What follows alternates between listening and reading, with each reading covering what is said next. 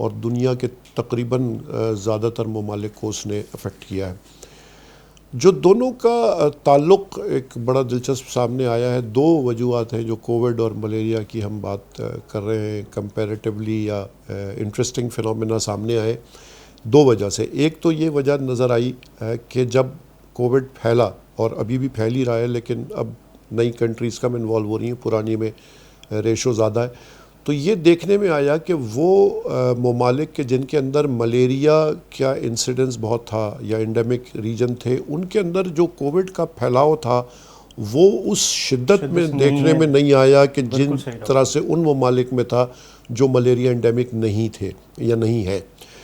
تو یہ ایک انٹرسٹنگ ہے. اس کو میں نے کل اتفاق سے میں نے انالائز بھی تھوڑا سا کیا کہ جی وہ ممالک کے اندر ہم اگر کیسز نکال کے دیکھیں کہ جن میں جو ٹاپ 10 کنٹریز اگر ملیریا کی لیں تو کیا واقعی ان میں کووڈ ہے, تو دیکھنے میں آیا کہ ہاں ہے لیکن بہت کم ہے, اس کی شرح بہت کم ہے.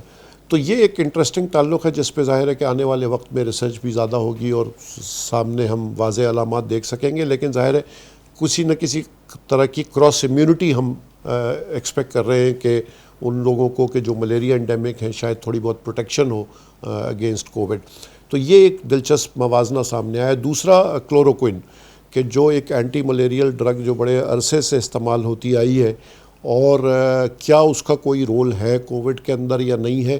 اس کی کچھ لیبارٹری انالیسس ایسی تھی کہ جس نے یہ ہمیں بتایا یا اس طرف نشاندہی کرائی کہ شاید اگر یہ کلوروکوئن کا استعمال کووڈ میں کیا جائے تو یہ ایک مؤثر دوا کے طور پر سامنے آ سکتی ہے.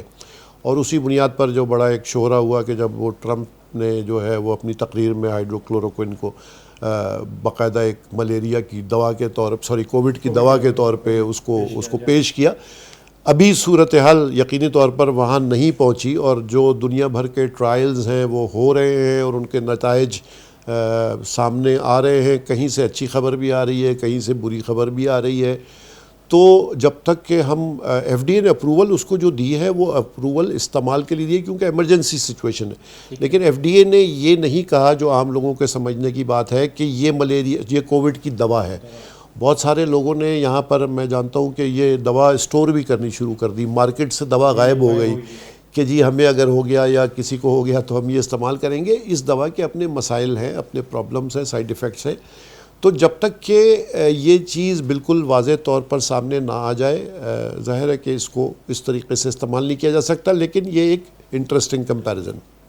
ڈاکٹر صاحب اس کا مطلب یہ ہے کہ اگر بیماری کسی خاص خطے یا ریجن تک ہے تو اسے انڈیمک کہتے ہیں, اور اگر وہ پوری دنیا میں پھیل چکی ہے تو اسے پینڈیمک کے طور پر لیبل کیا جاتا ہے.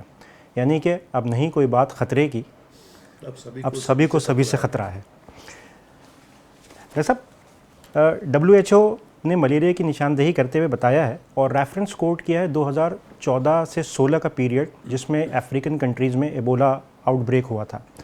کہتا ہے کہ جی اس دوران ملیریا بھی جو ہے آیا اور ان دونوں کی علامات سیم ہونے کی وجہ سے ایبولا ٹریٹ ہوا, ملیریا جو ہے نا انڈرمائن رہا.